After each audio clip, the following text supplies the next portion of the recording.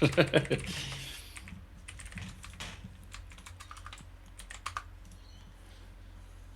I think I started a new numbering system where I was like Overclock Show Thingy 1 and 2. So this is number 3 Oh. in this new numbering system because my overclocking stream numbering had reached like 170 or something. I'm like, I'm not calling this 177 when it's the first, you know, new stream. Yeah. So I'm just gonna call it Overclock Show Thingy number 3 May news stream with Matt. Boom. Okay, I think I should be all right. I actually need to see about fixing something. I'll worry about it later. But all right, I suppose I can go. Hold on one moment. I'm actually going to do something else here really quick. I am live, but only kinda.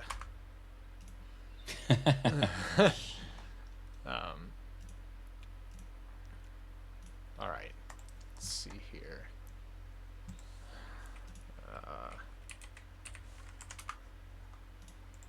I'll go ahead and go live as well, I think. Well, we can do the intro together. I'm ready to go live too. So. Let me just literally hit the button and make sure it's not dropping frames or whatever, which I haven't had in years. Yeah, let's do it. All right. Hello, everybody, and welcome to the Overclock Show Thingy. I am your host, Matt, and I'm here with Unity, and we are here to talk all things overclocking. As you can see, we are on stream together, so if you are able to, please open up tabs for my stream and Unity's so we both get the views. It'd be very helpful. And without further ado, Unity, how you doing today? I'm doing well. I believe why is this input showing inactive? I think I jinxed myself by. Okay, let's just see if chat says something about audio being bad or something. But yeah, I'm doing well. Thanks for asking. I think our shared chat is up at least, so if either stream is having issues, then either stream can tell us, and we'll see it. Yeah. It is a beautiful fall morning here in Sydney, Australia, and I'm ready to talk some overclocking. Sweet. Yeah, I just realized when we go to Taiwan, I'm gonna be like entering summer, and you're gonna be entering winter effectively, which is gonna be funny. That is correct. Yeah, so we're both gonna have different appreciations for the temperature. What? Just out of curiosity, this is way off topic, but what's the temperature like in Sydney or wherever in Australia you are right now?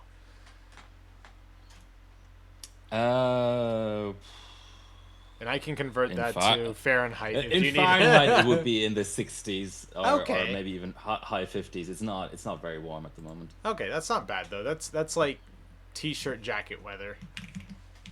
So, but all right.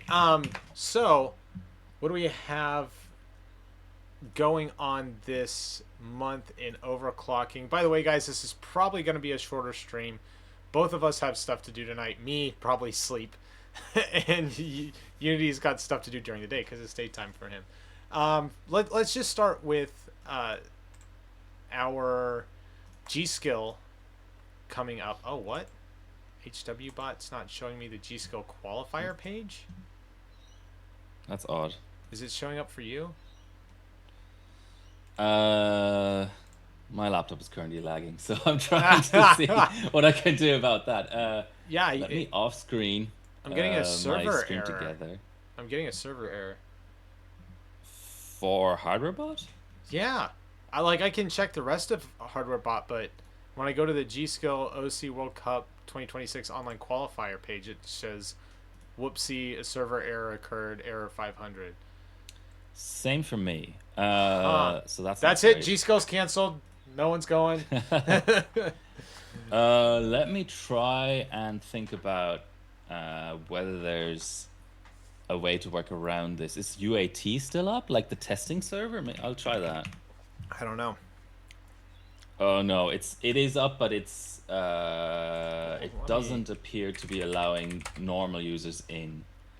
Okay, what are our other options? Maybe I'm archive.org.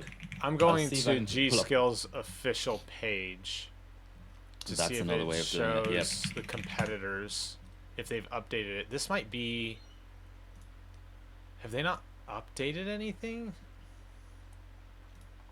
I'm There looking. is an archive link up, so I'll see if I can shoot you the link for that. Okay. It's from 19th of April. That should be post completion of the comp, right?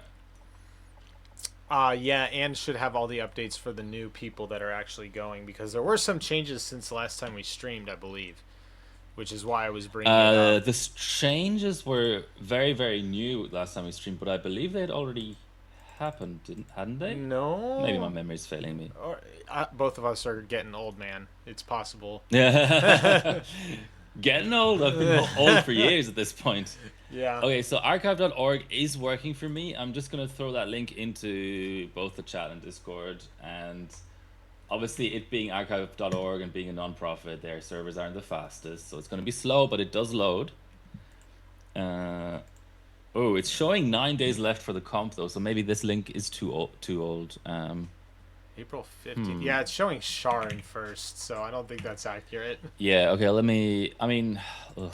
This is weird. Why are things always way more complicated than they need to be? I don't know. Okay, This let me is try a and find riveting the stream so far, isn't it? Unity's Uh, echoing? Huh. Is that on my stream or is that on Unity's? Oh, I wait. will re-enable echo cancellation, which I turned off. Oh, Mick, nice to see you. You've not been around for a while. Because I turned that off because of other issues, but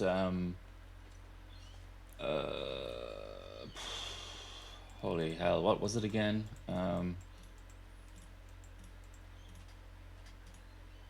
Hashtag blame Oh, Matt.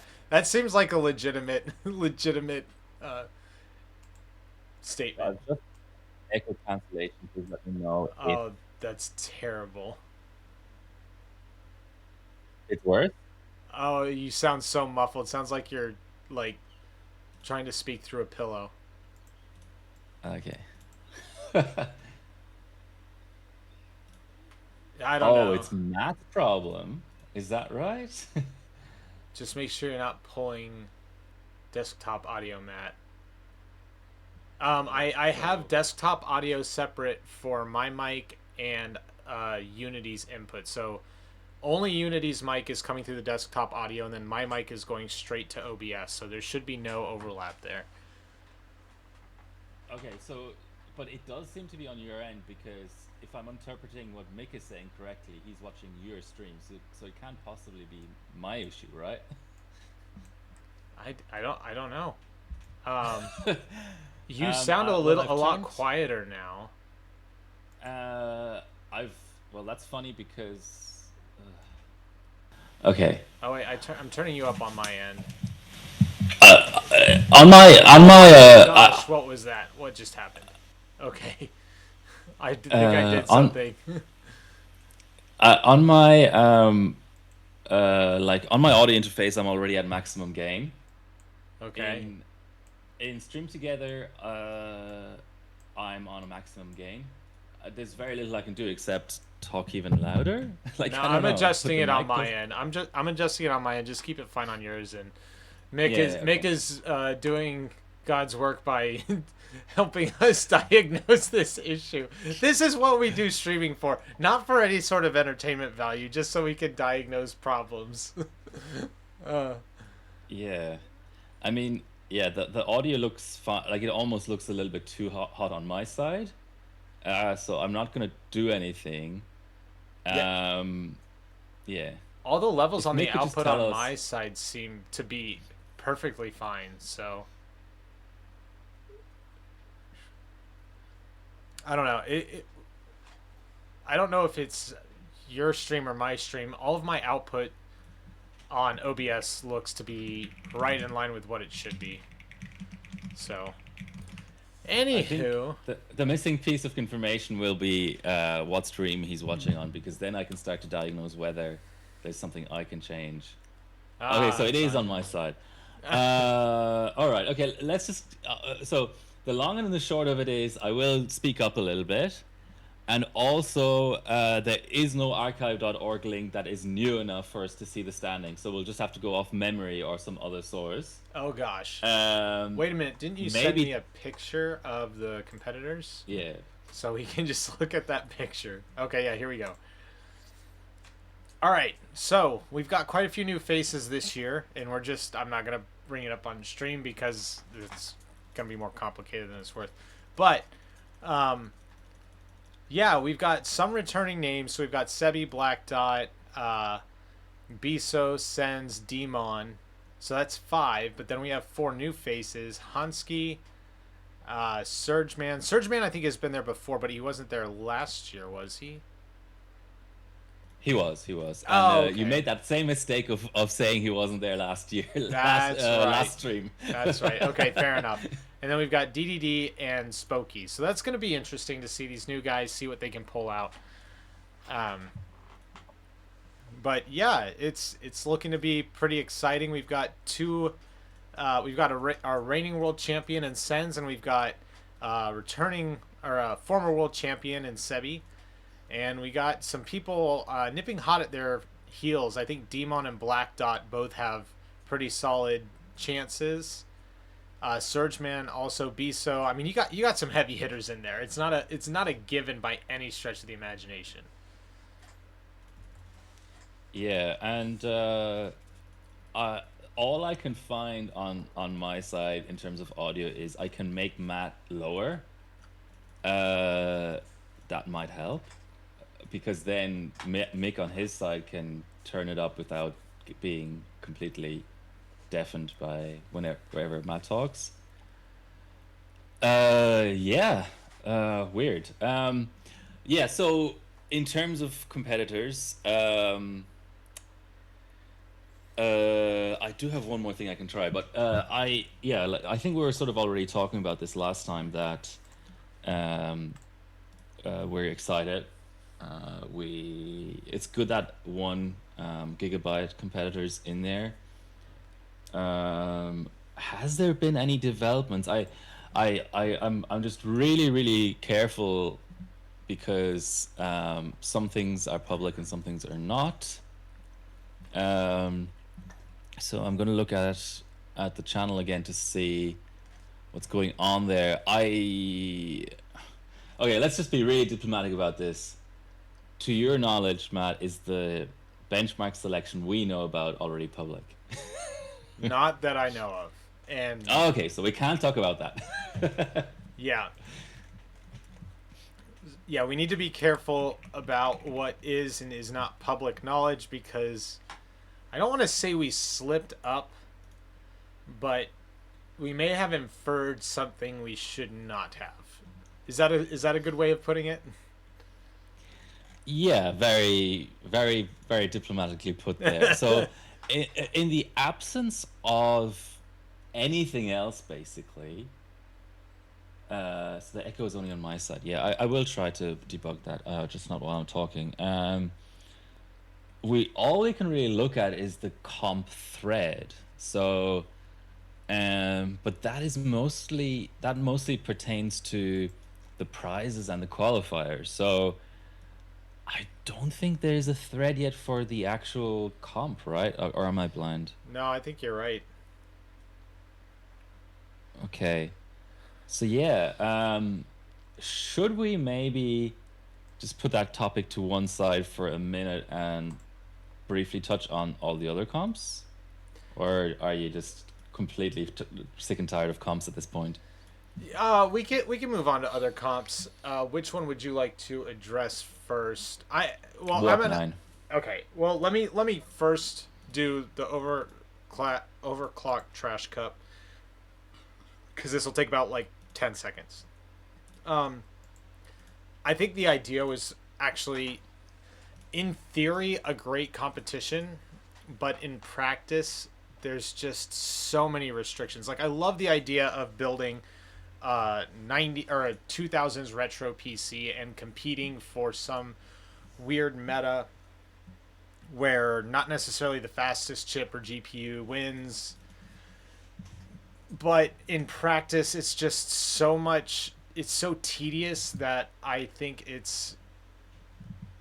kind of got burnt out on it quite quickly. So I appreciate the effort so much by Natty Cathy who put this all together. I just don't think it's a good format for HWBot, and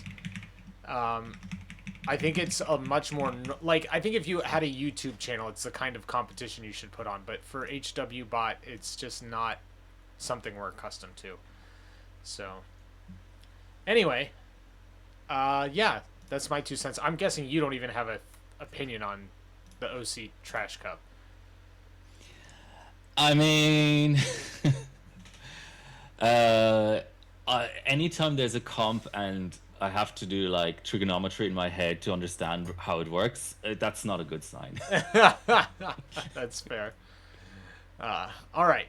So moving on to Warp 9 comp.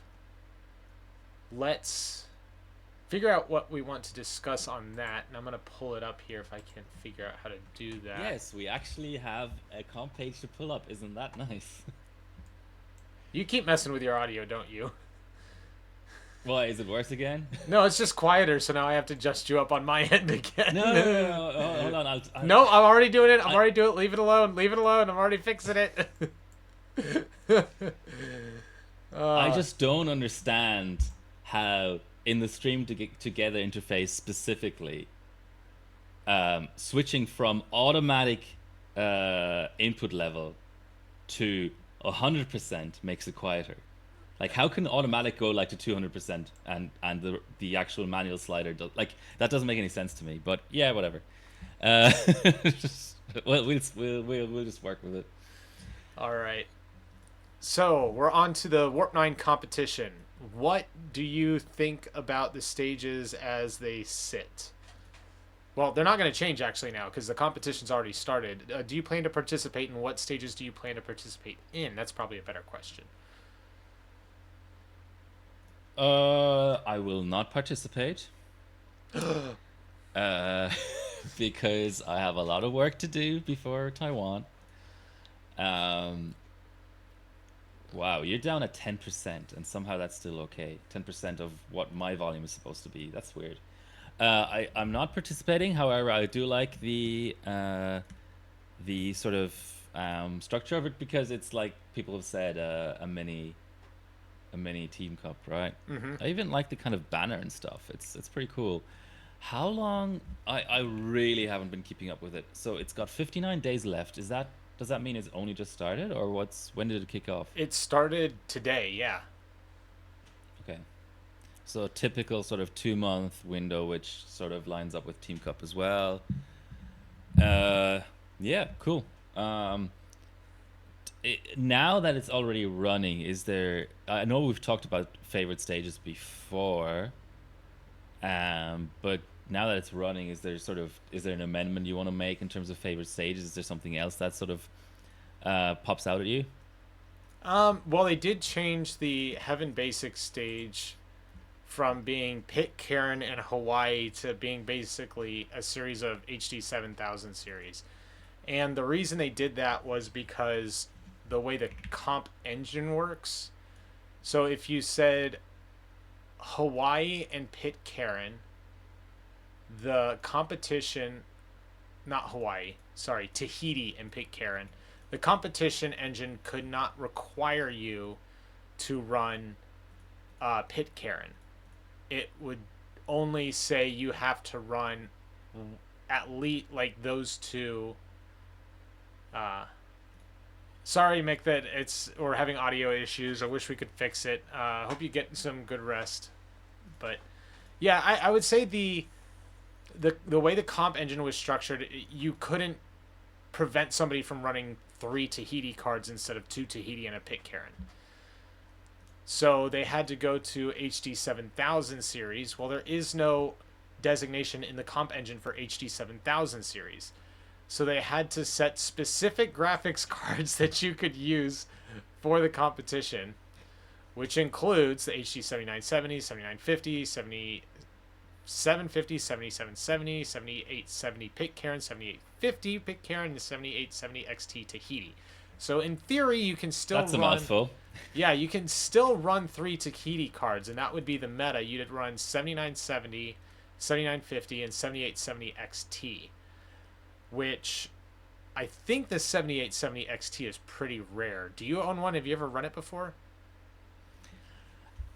It's rarity is like this relative thing, right? But yeah, I would say it's on the rarer side of those cards. Like, 7950s are cheapest chips kind of thing, and even like a generic 7970 is also cheapest chips. 7870 XT. I mean, a long time ago at Country Cup 2017, we found one or two collectively, which for the Aussie market is pretty good. So I wouldn't say it's super rare, but yeah, it's on the rarer side. It's also like, isn't it like a later release? Like it's kind of like a refresh almost, or am I completely misremembering that? That was before I really got into hardware. Like the first graphics card I ever bought was an HD 7770, so same generation. So I was not like super studying computer PC hardware back then. So I couldn't tell you if it was a refresh or not. Okay. Well, Google probably could, but I'm not that interested. So yeah, okay. So you just mentioned a negative stage, basically. But what stage are you actually are you actually interested in? I know you're maybe not benching it, but I didn't say I wasn't going to bench that stage. It actually makes me more interested in benching it now, because I have 2 different meta graphics cards for it. The stages I theoretically plan to run, whether or not I'm going to actually run them, because like I don't feel interested in running this competition if I'm going to be the only one on my team running it. And even if I run it, it's going to be on single stage. I'm not going to be going hard. But if I were to participate, I would be doing X265 on my 4770K. I might throw up a Cinebench R15 score, but they wouldn't be meta. Like the best I could do would be 4 core would be 5300G, or 16 core would be my 5950X, and there's later generations that are faster. W Prime 1024M on 939 I'm tempted to run, but my goodness does it take forever. It's like a 30-minute benchmark, and I'm not sure I have the patience for that on 939. Fire Strike Extreme, not a chance. I don't have RTX at all, much less 5000 series. Heaven Basic, if I can get it to run, I might run it. PC Mark 10 Extended, not a chance I'm going to even try to run that. 3D Mark 05 ATI 9000 series, that's another one of those. It's like, do I really want to go through the effort of getting 3D Mark 05 set up on an AGP system? I'm not sure I have the motivation for that. Yeah. Time Spy GPU GeForce 900 series. Not really interested in that. I could run it just for filler score, and then slot A, I don't have a slot A motherboard or CPU, so at best I would run 4 stages, I think. Okay. I mean, I don't have slot A either, but I would just be interested in the result, if you know what I mean. Like, like since I'm not participating, it's all just not participation, but spectatorship would be one word for it. Yeah. Slot A is just fucking cool. Like anytime you see overclocked results submitted and they're still under a gigahertz, I'm like, yeah, that's my jam. The other thing I've heard is that slot A is not going to benefit from liquid nitrogen or even sub-ambient cooling, because apparently the motherboards are typically the limitation, not the CPU. Okay. Yeah, that makes some sort of sense. And I mean, anyway, you're talking like, having to sort of side mount a pod, because the chip actually is vertical rather than horizontal, and then you're you're putting extra stress on those. I used to own a slot A like daily, so Oh, it's not that I'm totally unfamiliar. It's just yeah, they're just complications. Like there's these little clips on the side, like the CPU as well. It's not just your regular everyday um how do I say, like just a PCB with a chip on top and maybe a few resistors or caps or whatever. Like there's also outboard cache, I think, on the same PCB. Like it's complicated. yeah, it sounds fun. I've thought like you could use a GPU pot for it, but you might have to use like a C clamp to mount it. Yeah, I don't know. absolutely. Sounds chaotic, and apparently there's only one sub required for that stage. So if anyone on our team was to participate, I think it would be Tag, and we just let him handle that. Yeah, for sure, for sure. And there's not been any talk of OCN anyways, has there? Doing There, anything serious?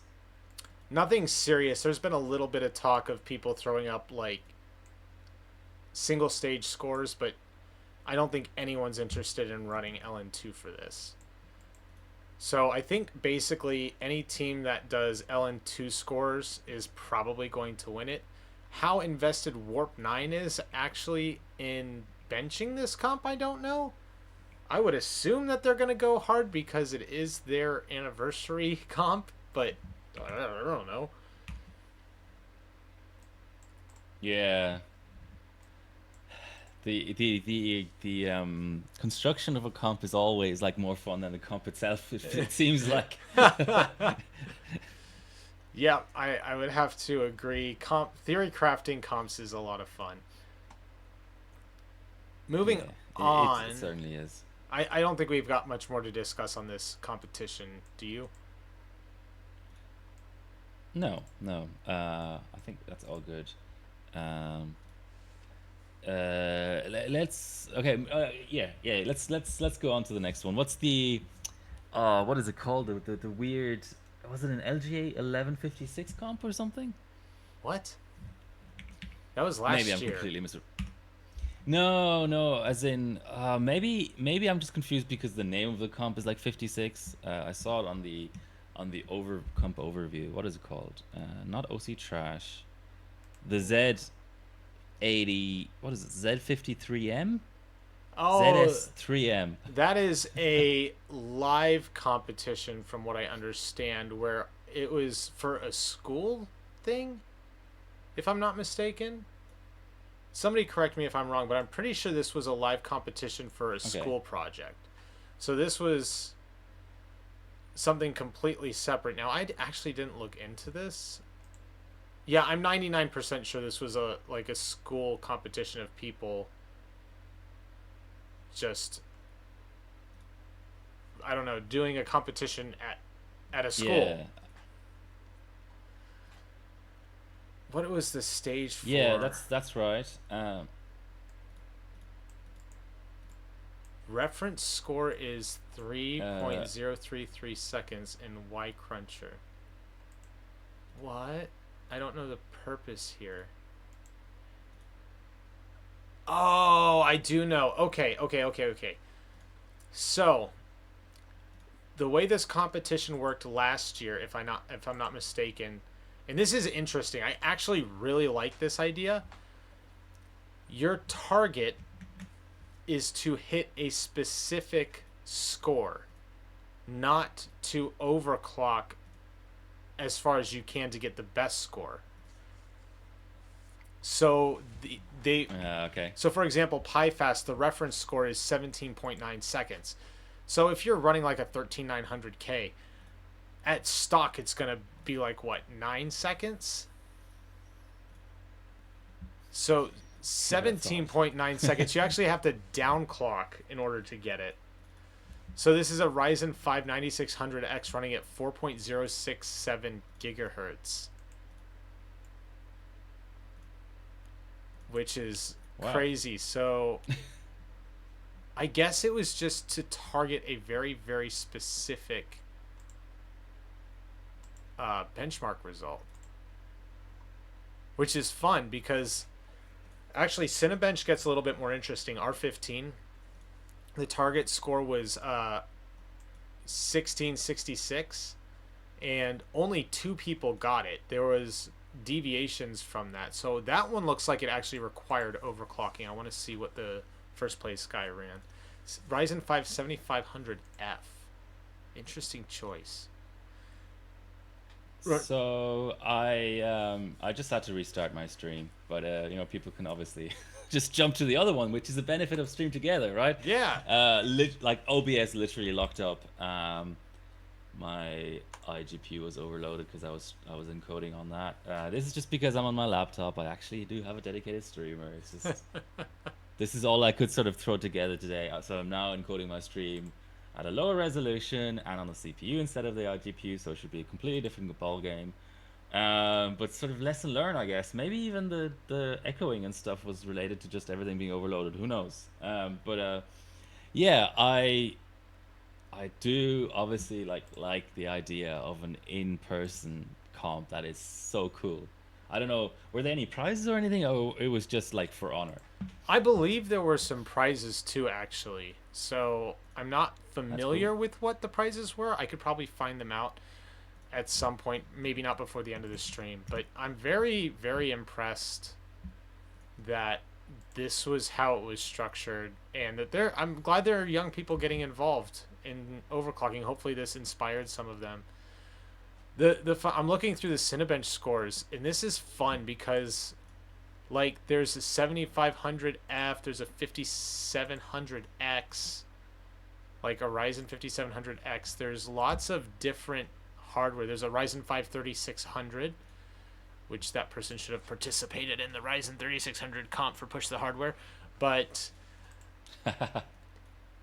yeah, 5700X. So a lot of this would include downclocking, which is really cool. This person ran an i5 10400F. Man, talk about hard mode. Running a locked 10th gen to try to get a Cinebench score. You got to give it to him. That's funny. Yeah. Absolutely. Anyway, yeah, that's really cool. Which, speaking of which, this wasn't kind of on the docket for us, but I did want to talk to you about, okay,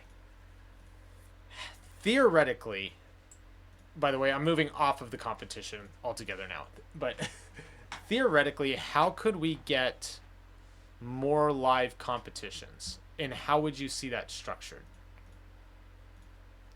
It's just a question of money and time, isn't it? Like most things. Okay, but I'm thinking about what are things that already have live competitions either nationally or internationally? We'll go with internationally. What are some sports that are performed internationally? Golf, right? Golf is an international sport. Yep. Obviously, Absolutely, yes. Formula One. What are some other high-profile international sports? Tennis, NFL, and NFL's barely degree, also the international. but people it sells out in Australia whenever there is a game. People like a similar vein as NBA, like basketball. The popularity of it is international, but then the degree to which people actually watch leagues outside of the US and Canada, that's very low. Okay. Those are the ones that come to mind straight away. Okay, so now let's think about this. Besides funding, we can all agree that funding is an issue. Outside of funding, what do those things have that overclocking doesn't have? Mass popularity. Okay, but here's something that I think sets overclocking apart from the rest of the world, or from the rest of those particular sports outside of Formula One. There is a certain level, actually this is almost more than Formula One, computers are ubiquitous across the entire world. Everyone uses a computer every day, pretty much. Same with automobiles, which is why Formula One might be another example. But there's something that people can, they are at least somewhat familiar with the general concept of how this works. So I think there's something to be said that I would argue that potentially our biggest issue is that it's not that we don't have any, how do I put this? I think our outreach or presence is very, very bad. That we don't have any sort of publication. The other thing that those sports have that we don't have, at least on any sort of public level, is celebrity. So if you think about Formula One, all those drivers have a varying amount of celebrity, but everyone knows who Michael Schumacher is. Everyone knows who Lewis Hamilton is. Everyone knows who Max Verstappen is. They have icons. When it comes to tennis, I'm not very familiar with tennis, but I'm sure there's names that are ubiquitous. Everyone knows Roger Federer. I mean, even people who don't care at all about tennis are like, yeah, that guy's cool. That guy's I've like never the best ever, I've whatever. never heard of Roger Federer. I've heard of Serena Williams. I've heard of Yeah, okay. Serena is kind of the female version of Roger Federer. She's just like everywhere. Okay. So yeah. So you've got Serena Williams, and then for golf you've got Tiger Woods, and I'm sure there's some other ones I might recognize the name. But you've got celebrity behind it. You've got these things that you've got somebody people associate, an individual that they can look to that they associate with the sport, and they can cheer on. We don't do that well either. So we are terrible with publication. Publication might not be the right word. Social media presence and celebrity. Those are two things that we could very easily do to get the overclocking community bigger. And potentially, and the other thing is you almost need live competition for these things, for at least the celebrity to become real. Because you and I know about Splave, you and I know about all the top end overclockers. There's a handful of people that might know about Splave, but I doubt the recognition of people like Tag and Lumi are very high, despite the fact that they are absolute legends in this particular field. Yeah, and what sort of just jumped out at me was, I think one of the ways that Splave has become kind of more famous than he would otherwise have been is by writing those articles for, I don't know if it's still doing it for Thomas Hardware, but he certainly is still writing articles. I think that gives a little bit more public awareness. I actually think, yeah, we've kind of gone backwards. When I started out in 2017, Dan Kopp was the face of overclocking. He was world number one. And I do kind of get the sense that as soon as he was no longer world number one, there was less of a knowledge about and awareness about overclocking. I don't necessarily know exactly what he did or didn't do that caused that, but I just, like, when I started out, I was like, yeah, Dan Kopp number one, of course. Who else?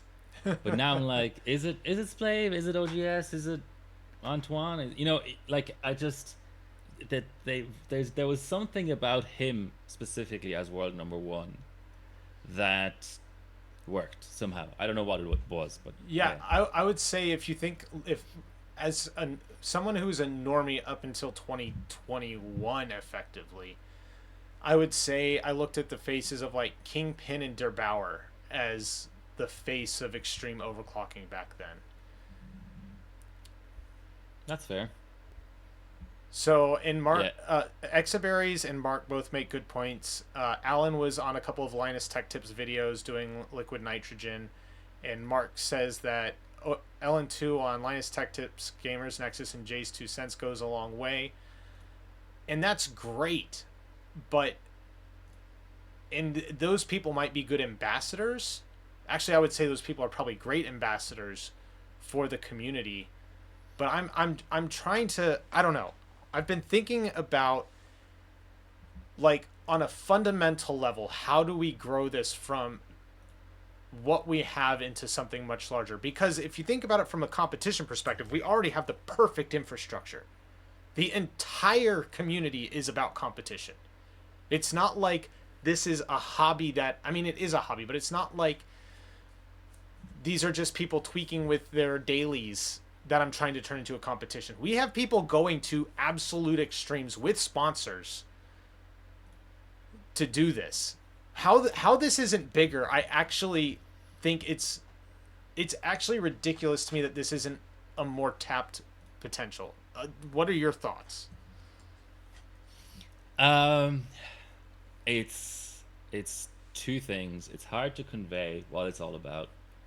Like, I think that intuitively, um, I'll take the example of tennis. I know that you're not into it, but when I saw Roger Federer play on center court at Wimbledon, at the 2012 Olympics, I mean, I was already a fan, but when I saw him play with my own eyes instead of through a screen, and saw him hit a backhand, and how elegant that was, and how perfect of a shot it was, and how quickly it goes across the court, and how uh, unable the other person was to return that ball because it was just such a beautiful shot.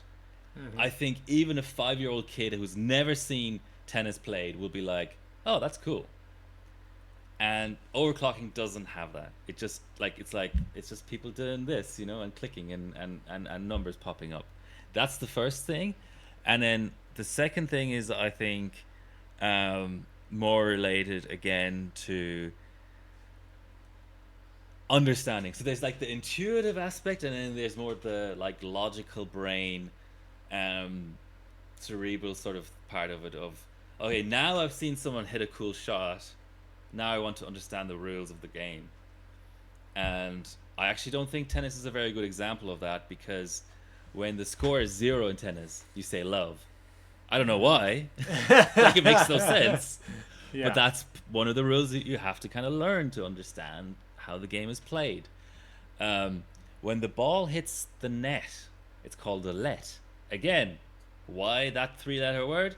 No fucking idea. The scores count up, not like 1, 2, 3, 4, 5. It counts up love, 15, 30, 40, advantage, game.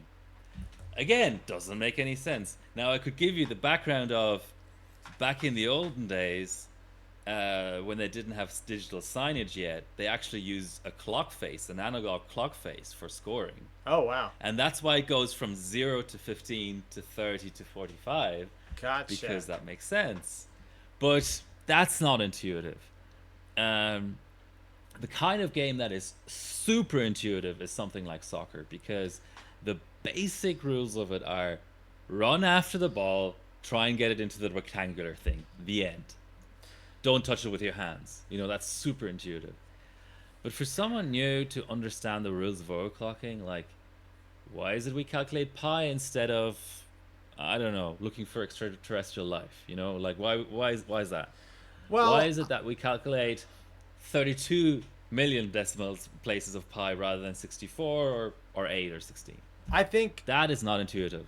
I think that's less relevant, because I think everyone understands the concept of shorter time equal better for Super Pi, or bigger number equal better for 3D Mark Vantage. I think everyone can somewhat understand that. So I'm going to disagree with you on that point, but I'm going to dig deeper into your first point about what I would say is suspense, and the how do I phrase it? The awe factor of the shot at Wimbledon. Is that I could concede that would be, it's harder to convey in overclocking, because when you are watching live sports, you have some sense of I could never do that. How did that person? I can't even understand how that's physically possible. Like when I'm watching qualifying for Formula One, how Max Verstappen, as the last one across the line, manages to pull out 1,000th of a second over Lando Norris to take pole position. Like your mind's blown, and I'm sure seeing that in real life is even more impressive. And to your point, watching somebody do something live is crazy. And I was trying to think about this in terms of esports because that's kind of a bit closer to what we do than actual sports, and esports are still enormous. But if you play, I'll use Age of Empires 2 as an example, but this can be applied to any game. If you play a game on a basic level and then you watch a professional do it and you watch how they actually accomplish the move in order to win the game, you're sitting there thinking like, I don't know how he pulled that off. I genuinely don't know how you can click at that rate or how you can think that many steps ahead in order to beat your opponent. So do you think that might be the issue that we would have with overclocking? Yeah, and it's a matter of pace as well. I feel like because the shorter a bench is, the unlikelier it kind of is for it to be included in a serious competition because people see it as, oh, that's just random. Like 1M these days is just random because it's sub 1 second or whatever. I don't even remember what record is because like it just doesn't. It's seen as not being skillful, but in other sports it's flipped around where the faster you run, the further you can throw, the quicker you can intercept a pass or whatever. That's considered better, you know. So it's overclocking is quite sort of plodding and slow. And I'll again take the example of tennis. That time you keep going to that example, but it's just so good. So that time at Wimbledon was actually the first time I saw the world's best play in person. But at that point I had been a tennis fan for 10 plus years. But tennis, if you at least know that much, when it's broadcast on TV, they use this kind of like isometric, very high up camera view so you can see both sides of the court and both players. And it actually kind of almost goes out of its way to slow down the ball. Like your perception of how fast the ball is going, because the ball is going not left to right like in real life. It's going actually foreground to background. Yeah. And that makes it go slower. Well, the first time I saw a game, I was sitting at the net and like 6 foot away from the players. And it was like top 20 players playing on an outside court at Wimbledon. I was front row. I heard, experienced all aspects of it, and I couldn't get over how fucking fast they hit the ball and how fast it travels. The serve goes at 120 miles an hour plus. Yeah. That's insane. Oh yeah. The actual hits during a rally, they can go at 90. That is crazy. And when you're sitting right next to it, and you have to actually move your head side to track the ball, all you can think for the first half an hour is, I didn't think this was like humanly possible. Yeah.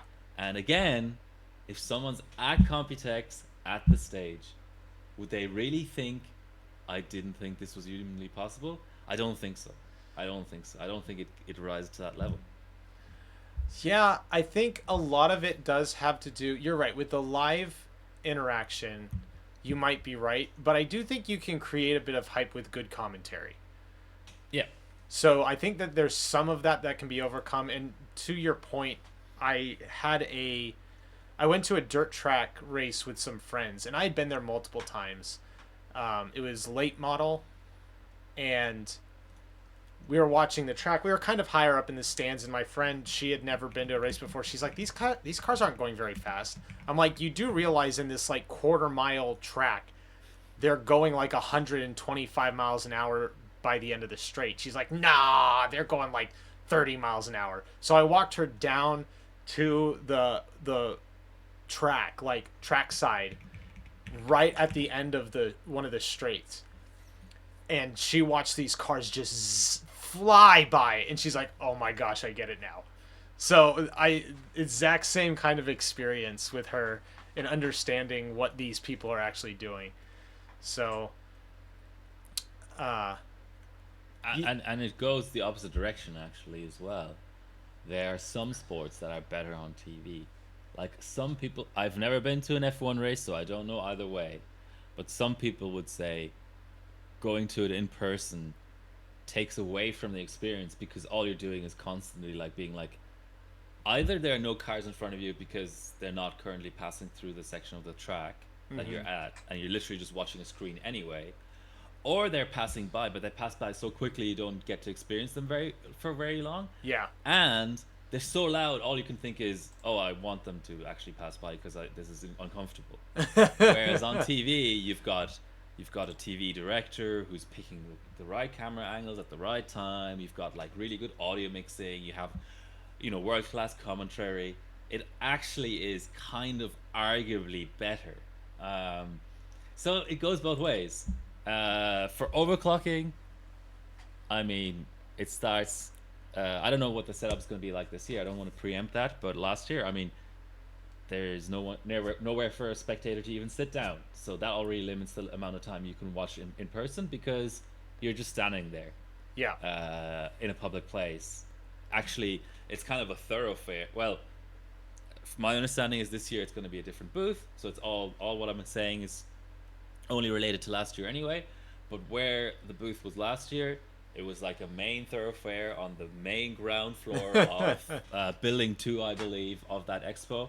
Yeah. And it's like, you kind of feel awkward because there's people trying to get from A to B, like passing in front of you, passing behind you, So even that aspect is like severely limited, right? Yeah, no, I believe that. So, would you say any one of these factors that we have discussed would be completely prohibitive from overclocking to be big enough to where you could have 3 to 4 live competitions a year, assuming you got a big sponsor for it? No, there's nothing backbreaking in here for sure. It's just like I said last stream. I feel like we're closer to 0 live comps than 2. So but I am an optimist. So fingers crossed. I mean, this thing that happened, I think, was it in the Netherlands? This live comp, like that's fantastic. I think that we should have more of that. But, yeah, I mean, technically you're wrong. We are closer to 2 live comps than 0 because we're having 2. Thanks, Tone K Mac. But yeah, I'm sitting here thinking. I've been thinking a lot about why it isn't bigger, and I think first and foremost, we're terrible at marketing. We are so bad at marketing. And I'm as guilty as the next. But why HWBot doesn't have much bigger marketing involved, I haven't the slightest idea.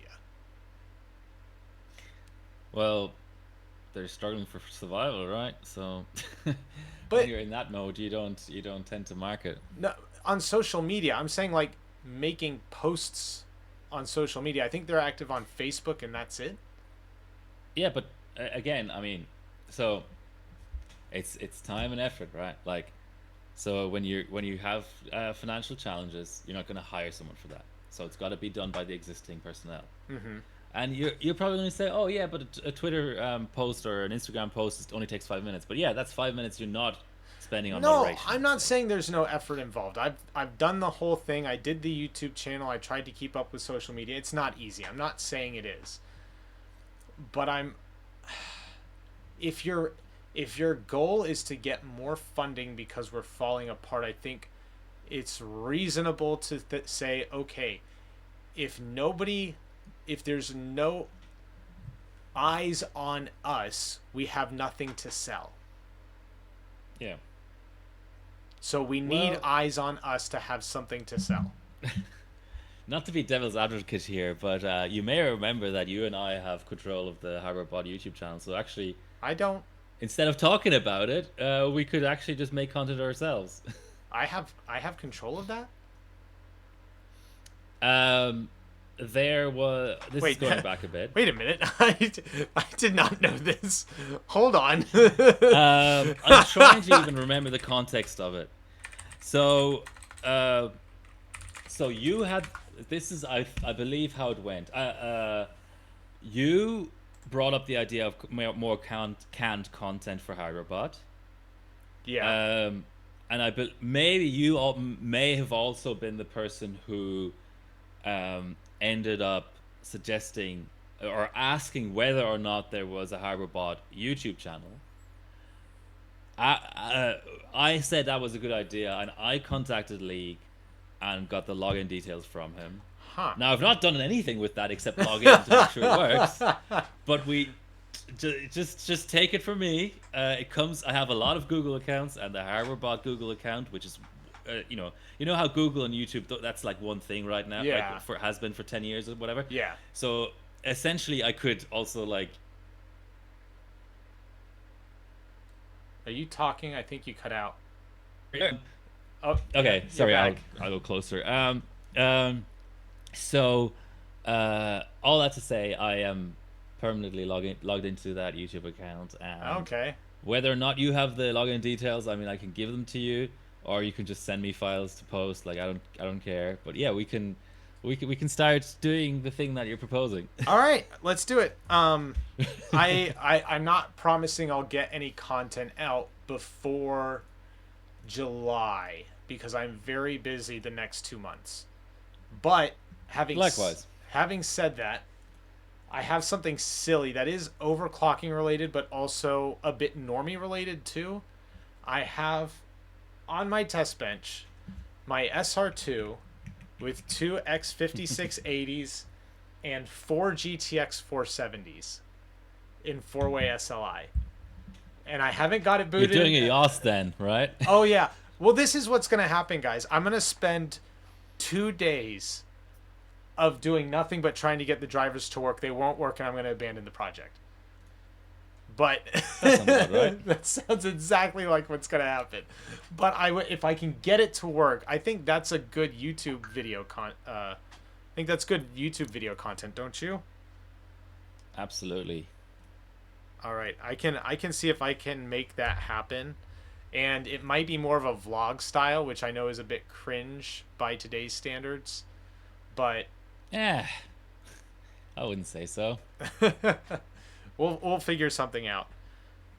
But I guess that also says maybe we should get other people who are willing to make some content and see if that's something we want. I mean, obviously there would have to be some vetting involved. And maybe we could tell people like, hey, submit a rough draft, and we can tell them to go back and fix things and edit. But guys, if we've got access to I'm looking at the YouTube channel right now. The last post was 8 years ago. And their view count, the view count was 313 views on that last video. While some of their videos have in the thousands of views. So, I don't know. Maybe we should all be working together to try and promote this hobby. Yeah, I can get on board with that. It seems I have so many Google accounts. Yeah, it's. I'm trying to find. I mean, maybe it just timed out because I haven't used it in so long. But I certainly do have. I mean, what I would have to go back to. You may know how it works for. Like YouTube has like this concept of like a collaborator or whatever. So I think Albie send me a collaborator invite, which I would still have the email. Mm-hmm. So if I re-click that link, it should give me everything I need again. But yeah, no, it's HyperBot YouTube is I suppose a little bit like your YouTube in that it has a decent number of legacy views and subscribers, but not much activity recently. No, the HWBot YouTube channel has 313 subscribers, whereas mine has 6,000. So Oh, that's a nice humble brag right there. I'm just saying there is a little bit of a disparity there. Sure.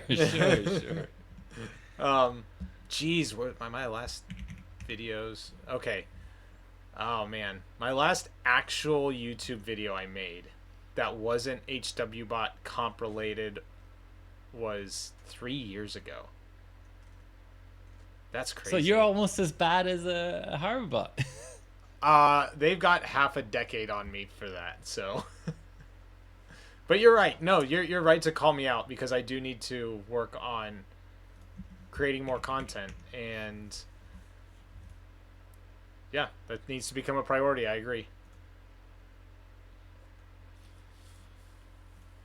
Wow. Sorry, no, I have essentially spent the entire stream distracted. I do have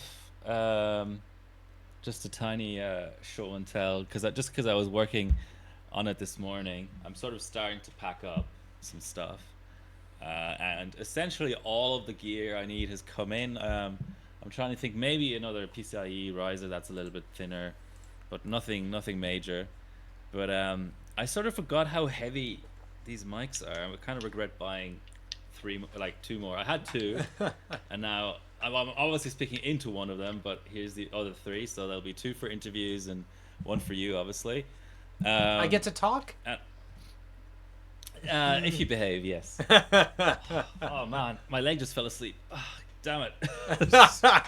I just wanted to sort of semi get up from my chair, but that's not happening.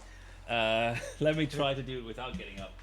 So yeah, funny. I'm working on basically my gear luggage. Okay. What would you even call it? Gear case. And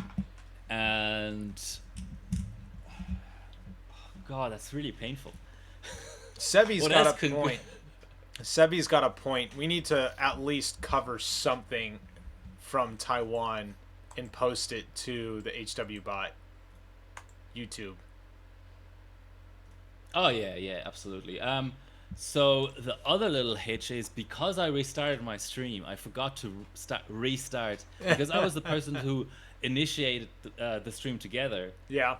It then dropped out, and I only just clicked again. So I actually have been missing your chat, and my chat is dead because obviously the technical issues have been too much for people, which is fair enough. Like I probably wouldn't have put up with that myself. So, okay, yeah, let's try and load up your chat. Yeah, so Sebi says Taiwan vlog. Yeah, I mean, I was super busy last year, but I did manage to do like a post a day on Instagram. Like, just got up for day 3 of Quick Computex, and here's a random picture of a laneway. That's cool. Or, so I did a little bit of that. I did a little bit of shorts as well. Like Sen's infamous struggles with enabling HPET. I made a short out of that. Oh my gosh, that's brilliant. If only that had been even harder for him so that he didn't even get any runs in, that would have been clutch. Yeah. And while we're on the topic of canned content, I am still planning to, as a lead up to this year, finally find the time to recut all of the VODs from last year that I had to pull because of reasons into like one giant cut of all days. Well, maybe with chapter marks. I won't make it hard for people to get to the places they want to get to, but I want to upload like a big 20-hour cut or whatever of all of the streams I did last year. Okay. With the certain things I wasn't allowed to show cut out of it, or like blanked or blurred or something. What could that possibly be? Yeah. You don't get 3 guesses. I can't imagine. You're going to have to hold me back from being super petty at Computex, by the way. You're going to have to hold me back. So I do. It may only be literally the week before, because the week before I have a little bit of extra time because I'll be in Taiwan already, but not with that much on my plate. So maybe like literally like 7 days before the start of the comp, so people have time to maybe not watch it start to finish, but watch bits of it.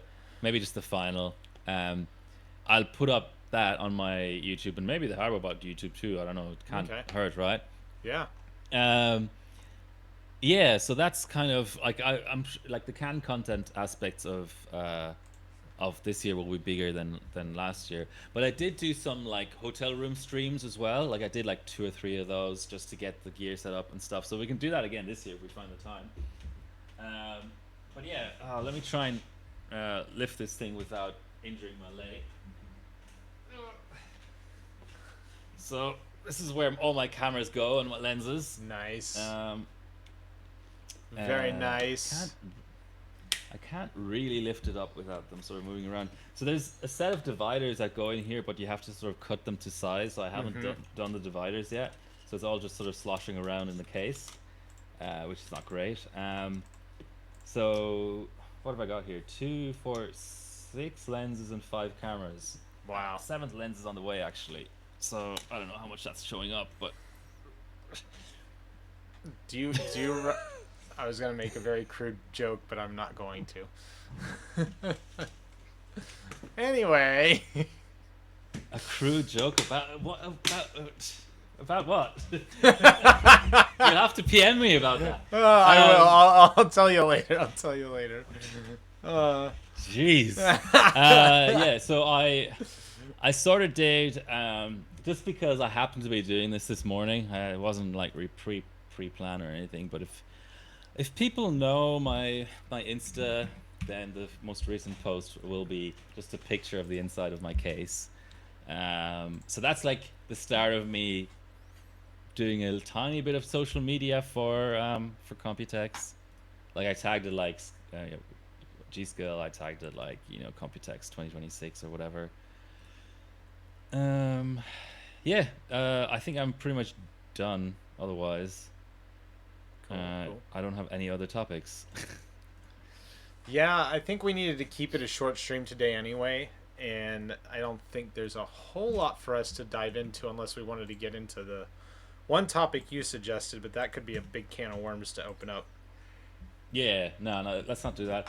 So I just put the link in the chat. I keep forgetting, like, all of these social media platforms change the way things are accessed. Like, for the longest time, you could look at Instagram posts without having an account, but maybe now you do need one. I don't know. People can let me know if that's link works for people without accounts. I see an alien on a Crossblade Ranger. That's dope.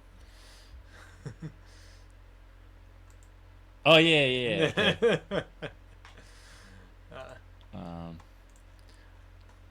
Well, without anything else to discuss, I think I'm going to call it this evening.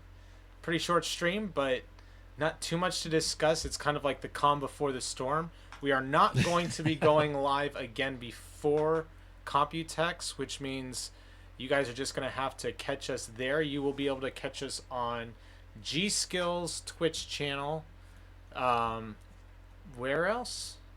Scatterbencher's YouTube. Mm-hmm. And hold on, did you just say G-Skill's YouTube or Twitch? Twitch. They don't have a Twitch, so it'll be G-Skill's YouTube, and Scatterbencher's YouTube. Okay. And then hopefully both of our Twitches.